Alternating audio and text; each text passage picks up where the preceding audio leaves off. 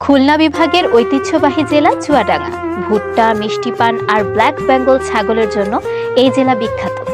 আয়তনের দিক দিয়ে চুয়াডাঙ্গা জেলা খুবই ছোট, তবে আয়তনে ছোট হলেও চুয়াডাঙ্গা বাংলাদেশের অন্যতম গুরুত্বপূর্ণ জেলা, যার সাক্ষ্য হিসেবে রয়েছে গৌরব উজ্জ্বল ইতিহাস। চুয়াডাঙ্গা ছিল বাংলাদেশের প্রথম অস্থায়ী রাজধানী। স্বাধীনতার সময় চুয়াডাঙ্গাকেই প্রথমে অস্থায়ী রাজধানী হিসেবে ঘোষণা করা হয়েছিল, যে কারণে বড় রকমের ত্যাগ স্বীকার করেছে এই অঞ্চল। রাজধানীর কথা শুনে চুয়াডাঙ্গাকে চক্ষুশূল বানায় পাকিস্তানি বাহিনী। দেশের প্রথম অস্থায়ী রাজধানী চুয়াডাঙ্গা আগে থেকেই ছিল গুরুত্বপূর্ণ। বাংলাদেশের সীমানার মধ্যে প্রথম রেলপথ স্থাপিত হয়েছিল চুয়াডাঙ্গার দর্শনায়।